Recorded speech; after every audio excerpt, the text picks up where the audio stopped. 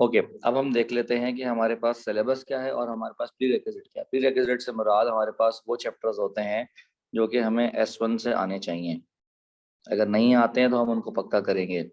हमें क्या आना चाहिए? हमें नॉर्मल डिस्ट्रीब्यूशन आना चाहिए। अगर हमें नॉर्मल डिस्ट्रीब्यूशन नहीं आती है तो हम S2 नहीं पढ़ सकते। हमें बाइनोमियल डिस्ट्रीब्यूशन आना चाहिए। अगर हमें नहीं आता है तो हम S2 नहीं पढ़ सकते। तो ये दो टॉपिक्स ऐसे हैं जो कि हमें आने चाहिए। अगर ये दो टॉपिक्स हमें नहीं आते तो हम S2 का सिलेबस नहीं पढ़ सकते। अब S2 के सिलेबस में हमारे पास क्या क्या चीज़ें हैं जनाब? हमारे पास है पॉइजन डिस्ट्रीब्यूशन।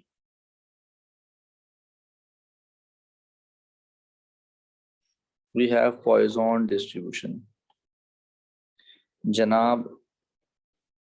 हमारे पास पॉइजन डिस्ट्रीब्यूशन के अलावा है CRV, जिसको हम कहते हैं कंटिन्यूअस रैंडम वेरिएबल्स। हमारे पास S1 में थे डिस्क्रीट रैंडम वेरिएबल्स, यहाँ पर कंटिन्यूअस रैंडम वेरिएबल्स हैं जनाब। हमारे पास यहाँ पर लीनियर कॉम्बिनेशन है, लीनियर कॉम्बिनेशन नॉर्मल के, पॉइजन के एंड बाइनोमियल्स के लीनियर कॉम्बिनेशंस हैं।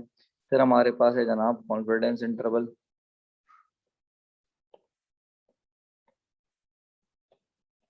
उससे रिलेटेड चीज़ें। फिर हमारे पास है जनाब हाइपोथेसिस और एरर। तो ये हमारे पास कुल मिला के सिलेबस है जो देखने में बहुत छोटा लग रहा है। बहुत छोटा सिलेबस नहीं है, थोड़ा सा है सिलेबस, ऐसा नहीं है कि बिल्कुल सिलेबस नहीं है। Okay, so now we are starting Poisson distribution. So Poisson distribution के लिए मैं ज़रा आपको याद दिलाऊं कि पॉइजन डिस्ट्रीब्यूशन हमारी बेसिकली डिस्क्रीट वेरिएबल्स पे है। देखिए, हमने S1 में दो किस्म के वेरिएबल्स पढ़े थे, एक डिस्क्रीट वेरिएबल्स और एक कंटिन्यूस वेरिएबल्स। तो डिस्क्रीट वेरिएबल्स के लिए हमारे पास दो किस्म की डिस्ट्रीब्यूशंस थी। एक हमारे पास थी बाइनोमियल डिस्ट्रीब्यूशन और एक हमारे पास थी ज्योमेट्रिक डिस्ट्रीब्यूशन। बाइनोमियल डिस्ट्रीब्यूशन में हम क्या करते थे? हमारे पास सक्सेस होता था, हमारे पास फेलियर्स होते थे और हमारे पास नंबर ऑफ ट्रायल्स होते थे और हमें चाहिए होता था R successes out of N trials. तो ये हम करते थे बाइनोमियल के अंदर। ज्योमेट्रिक डिस्ट्रीब्यूशन में हम क्या करते थे? हमारे पास सक्सेस होता था, हमारे पास फेलियर होता था, लेकिन हमारे पास नंबर ऑफ ट्रायल्स नहीं होते थे। हम ये देखते थे सक्सेस, इनफैक्ट फर्स्ट सक्सेस को हम देख रहे होते थे आफ्टर आर्थ ट्रायल। मतलब तीसरी दफ़ा में हमें सक्सेस मिला, चौथी दफ़ा में सक्सेस मिला, पांचवी दफ़ा में सक्सेस मिला। तो हम क्या कर रहे होते थे? पॉइजन डिस्ट्रीब्यूशन, सॉरी, हम जो है वो ज्योमेट्रिक डिस्ट्रीब्यूशन लगा रहे होते थे। तो अब हम यहाँ पर पॉइजन डिस्ट्रीब्यूशन हम कब लगा रहे होते हैं? पॉइजन डिस्ट्रीब्यूशन के लिए पॉइजन डिस्ट्रीब्यूशन हम कब लगा रहे होंगे? पॉइजन डिस्ट्रीब्यूशन हम तब लगा रहे होंगे, पहली बात तो मैंने आपको बताई कि डिस्क्रीट वेरिएबल, डिस्क्रीट और कंटिन्यूस में फ़र्क ये होता है कि जिस हम x को वेरिएबल सपोज कर रहे होते हैं किसी इवेंट को, तो उसके जो अकरेंसेस हैं अगर वो डिस्क्रीट हैं तो उनको हम बेसिकली हम डिस्क्रीट कह रहे होते हैं। जैसे कॉइन उछालना, अब कॉइन उछालना और उसका सक्सेस आना ये डिस्क्रीट है कि भाई 2 दफ़ा सही आया हेड या 4 दफ़ा हेड आया, तो ये बेसिकली डिस्क्रीट है। ठीक है। कंटिन्यूस के अंदर आपके जो आंसर्स होते हैं वो कंटिन्यूस मतलब पॉइंट्स में भी हो सकते हैं। लेट से हम एक मॉडल ले रहे हैं जिसके अंदर ट्रैफिक सिग्नल पे जो है वो स्पीड कैमरा है, तो स्पीड कैमरा अब जो स्पीड नोट कर रहा है तो वो कंटिन्यूस हो सकती है, मतलब पॉइंट्स में हो सकती है, किसी की 80.5 भी हो सकती है, किसी की 80.6 भी हो सकती है, ठीक है। और इसी में अगर मैं ये देखूं कि एक एक पर्टिकुलर टाइम में कितनी गाड़ियां एक जगह से गुजर रही हैं, तो वो जो नंबर ऑफ कार्स होंगी वो डिस्क्रीट होंगी, वो कंटिन्यूस नहीं हो सकती। अच्छा, ये डिस्क्रीट प्रोबेबिलिटी डिस्ट्रीब्यूशन जो है वो पॉइजन बेसिकली फॉलो करता है, कंटिन्यूस नहीं फॉलो करता। यहाँ पर पहली चीज ये है कि आपके पास जो भी इवेंट्स होंगे वो सिंगली होंगे। दूसरी बात ये है कि यहाँ पर जो भी इवेंट्स होंगे वो रैंडम होंगे, ठीक है जी। तीसरी बात ये है कि यहाँ पर जो भी इवेंट्स होंगे वो इंडिपेंडेंट होंगे। अब जैसे मिसाल के तौर पे हम वी आर टॉकिंग अबाउट कि भाई a person calls a customer picks up the call 4 out of 10 times. So basically ये एक रैंडम इवेंट कैसे है कि भाई आप जो कॉल करते हो वो रैंडम रैंडम इवेंट कैसे है क्योंकि आप कॉल रैंडमली करते हो, ठीक है। अच्छा, इंडिपेंडेंट क्यों है? हर बार आपको पता नहीं है वो कॉल उठाएगा या नहीं उठाएगा, तो हर ट्रायल जो है वो एक दूसरे से इंडिपेंडेंट है, ठीक है। सिंगली मतलब हम इसको सिंगल इवेंट पे देख रहे होते हैं।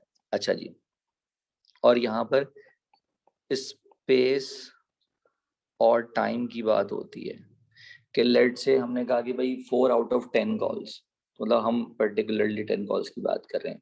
हम यहाँ पर ये कह सकते हैं कि 2 मिनट कॉल, अब 2 मिनट तक कॉल पे रहता है वो, तो इसकी ये जो है वो ऐसा 10 में से 2 दफा होता है। हम कहते हैं कि भाई वो 4 मिनट तक कॉल पे रहता है, ऐसा एक दफा होता है 10 में से। तो बेसिकली मैं किसी पर्टिकुलर टाइमिंग के एतबार से उस बता रहा हूँ कि वो उतने टाइम में जो है वो बेसिकली मैं मीन चेंज कर रहा हूँ कि भाई 2 मिनट वाली कॉल्स ज्यादा हैं और 1-1 मिनट वाली कॉल्स ज्यादा हैं और 30 सेकेंड्स वाली कॉल्स और ज्यादा हैं।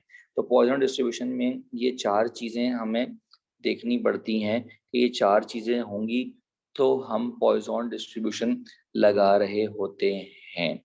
लेट्स से फॉर एग्जांपल हमने क्या किया, हमने कहा भाई कि हम यहाँ पर डिस्कस कर रहे हैं नंबर ऑफ पेशेंट्स को ना, और कौन से नंबर ऑफ पेशेंट्स हैं जो अराइविंग कर रहे हैं हर 30 सेकेंड्स में, सॉरी हर 30 मिनट्स में।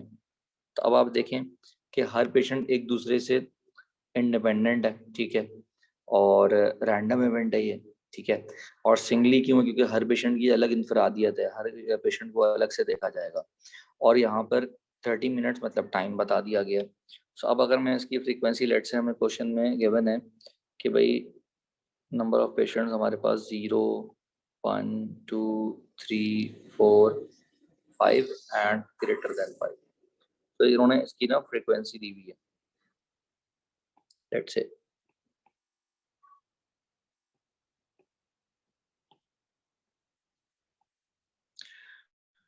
सो अगर मैं अब इसका मीन निकालना चाहूँ, तो अगर मैं मीन की बात करूँ तो वी ऑलरेडी नो कि भाई मीन जो है वो क्या होता है।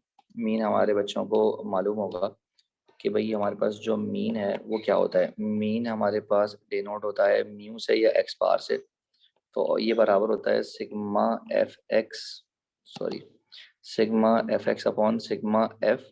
तो अगर मैं इसको कैलकुलेट करना चाहूँ, सो दिस विल बिकम, मैंने डायरेक्ट कर दिया है, so this will become equals to 1.7। so it means I can say कि मेरे पास जो मीन नंबर ऑफ पेशेंट्स है फॉर 30 मिनट्स वो 1.7 पर्सन है। फिर हमने लेट से क्या किया कि अब इसका वेरिएंस भी निकाल लेते हैं। तो अगर मैं वेरिएंस ऑफ एक्स निकालता हूँ तो वेरिएंस ऑफ एक्स का फॉर्मूला सबको पता है, सिग्मा एफ एक्स स्क्वायर। अभी S1 की चीजें हैं ना, sigma F minus x bar square. सो अगर ये मैं कैलकुलेशन कर लूँ, सो ये फाइनली मुझे मिलेगा 1.61। अब यहाँ पर स्टैटिस्टिशियंस ने ये अंदाजा लगाया कि वेरिएंस ऑफ एक्स और एक्स बार तकरीबन बराबर है बेसिकली ना। जब तकरीबन बराबर है तो अब मैं अगर डाटा को और बड़ा करूंगा, तो जब मैं डाटा को और बड़ा करूंगा तो मैं ये कहूंगा कि भाई ये जो मेरी वेरिएंस और मीन है ये आपस में बराबर है। सो अब यहाँ पर अगर मैं इसको पॉइजन के तौर पे लिखना चाहूँ तो मैं क्या कहूँगा, मैं कहूँगा कि भाई ये तो मुझे कंफर्म हो गया कि ये पॉइजन डिस्ट्रीब्यूशन लग सकती है इस पे। तो पॉइजन डिस्ट्रीब्यूशन क्यों लग सकती है, क्योंकि जैसा कि मैंने आपको बताया कि ये जो इवेंट है ये सिंगली है। सिंगली इवेंट क्यों है कि हर पेशेंट इंडिविजुअल डील हो रहा है, रैंडम इवेंट है, ठीक है। और इंडिपेंडेंट क्यों, क्योंकि हर पेशेंट का आना ना आना ये एक इंडिपेंडेंट इवेंट है। हर पेशेंट जो है वो बेसिकली एक दूसरे से इंडिपेंडेंट है। और पर्टिकुलरली टाइम की बात हो रही है, ठीक है, पर मिनट या पर आवर या पर डे या पर वीक या पर ईयर की जब बात होगी तो ये चार चीजें यहाँ पर पूरी हो रही हैं। तो इट मीन्स कि ये पॉइजन डिस्ट्रीब्यूशन यहाँ पर फॉलो हो रही है। अब यहाँ पर मैंने कहा कि भाई एफ एक्स जो है वो बेसिकली क्या है, number of patients arriving in 30 minutes. So मैं ये लिख सकता हूँ कि x फॉलोज पॉइजन डिस्ट्रीब्यूशन, और यहाँ पर 1.7 मैंने ब्रैकेट में लिख दिया। तो ये 1.7 एक्चुअली क्या है जनाब, एक्सपेक्टेशन है। एक्सपेक्टेशन को हम म्यू भी कहते हैं, और यहाँ पर हम जो म्यू की वैल्यू है वो 1.7 है। और हमने ये देखा कि क्योंकि वेरिएंस हमारा बहुत करीब करीब है तो हम वेरिएंस भी पॉइजन डिस्ट्रीब्यूशन में मीन के ही बराबर लेते हैं। तो वेरिएंस आपको याद होगा कि सिग्मा स्क्वायर से डिनोट किया जाता है। तो जनाब इसका फॉर्मूला होता है, फॉर्मूला क्या होता है पॉइजन डिस्ट्रीब्यूशन का, जैसे बाइनोमियल का फॉर्मूला था, ज्योमेट्रिक का फॉर्मूला था। तो probability of x is equals to r, formula था e power minus lambda, lambda raise to the power r upon r factorial. अब ये लेमडा कहाँ से आ गया, तो बेसिकली इसको लेटर को हम लेमडा कहते हैं। और लेमडा होता क्या है, क्योंकि म्यू और सिग्मा स्क्वायर दोनों बराबर हैं तो यहाँ पर हमने म्यू को और सिग्मा स्क्वायर को लैम्डा सपोज किया हुआ है।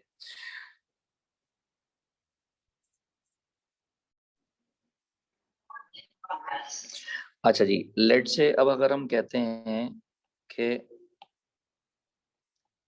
y is basically number of patients arriving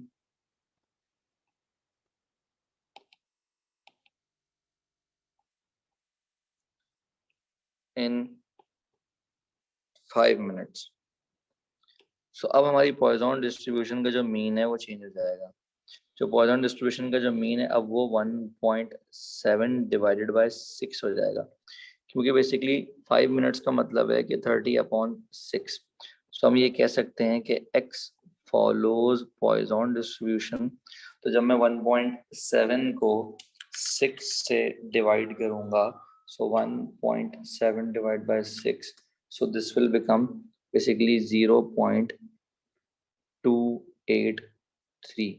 सो ये बेसिकली मेरा मीन है। तो अच्छा, अब लेट से हम हमसे क्वेश्चन कहा जा रहा है, क्वेश्चन में हमसे क्या कहा जा रहा है, क्वेश्चन हमसे कहा जा रहा है कि फाइंड द प्रोबेबिलिटी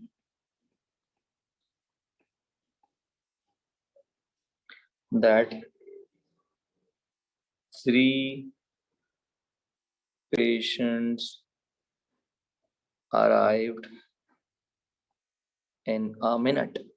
तो अब वो मिनट की बात कर रहे हैं, तो जब वो मिनट की बात कर रहा है तो अब मैं क्या करूँगा, अब मैं ये करूँगा कि भाई x फॉलोज पॉइजन डिस्ट्रीब्यूशन, और अब जो मेरा मीन है वो 1.7 डिवाइड बाय 30 हो जाएगा, क्योंकि उसने जो मुझे वैल्यू दी थी वो किसके लिए दी थी, उसने दी थी मुझे 30 मिनट्स के लिए। तो अगर मुझे चाहिए 1 मिनट के लिए, सो मेरा पॉइजन डिस्ट्रीब्यूशन 1 मिनट के लिए जो मीन बना लेगा वो बना लेगा 0.0567।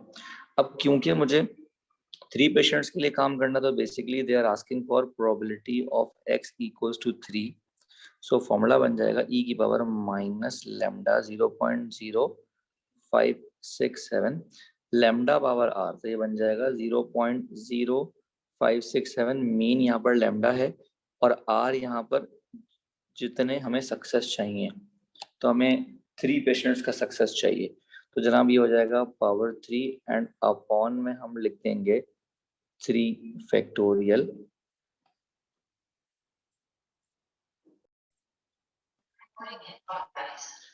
अब यू कैन सी कि भाई हमारे पास जो आंसर है वो 0.0000287 समथिंग है। सो इट्स वेरी लेजिटिमेट है ना, क्योंकि आप देखो जब 30 मिनट्स की बात करें तो 3 पेशेंट्स जो है वो 3 पेशेंट्स जो है वो तकरीबन 40 आए, ठीक है।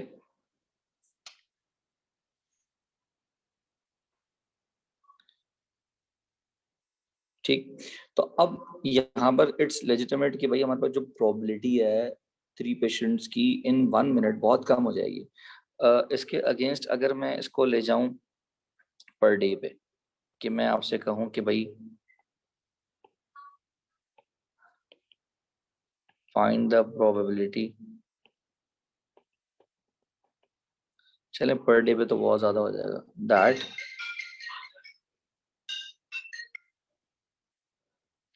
That 2 patients arrived in an hour. तो अब इन एन आवर का मतलब है कि हम ये हो जाएगा x फॉलोज पॉइजन डिस्ट्रीब्यूशन, 1.7 को 2 से मल्टीप्लाई करेंगे तो this will become 3.4। So this will become probability of x is equals to 2, तो ये हो जाएगा e की पावर माइनस लैम्डा, और ये हो जाएगा 3.4 स्क्वायर अपॉन 2 फैक्टोरियल।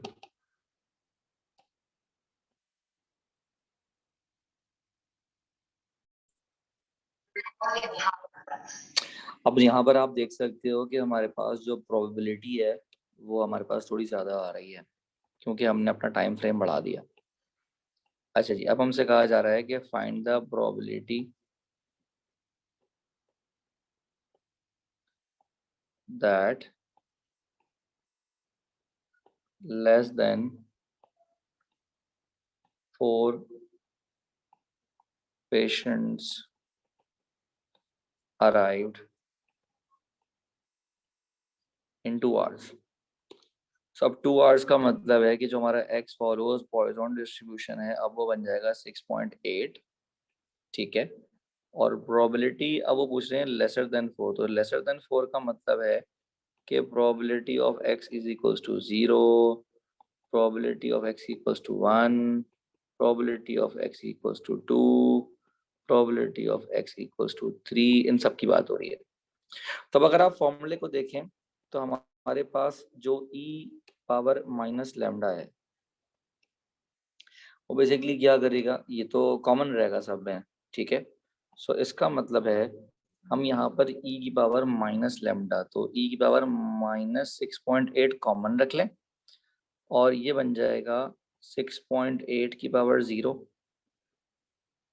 प्लस 6.8 की पावर 1 अपॉन 1 फैक्टोरियल प्लस 6.8 का स्क्वायर अपॉन 2 फैक्टोरियल, और ये हो जाएगा 6.8 का cube upon 3 factorial. So in that way ये सारी प्रोबेबिलिटीज प्लस होके मेरे पास आंसर आ जाएगा।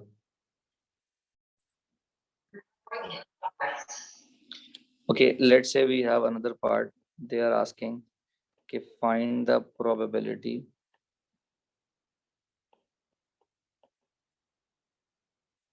that more than 2 patients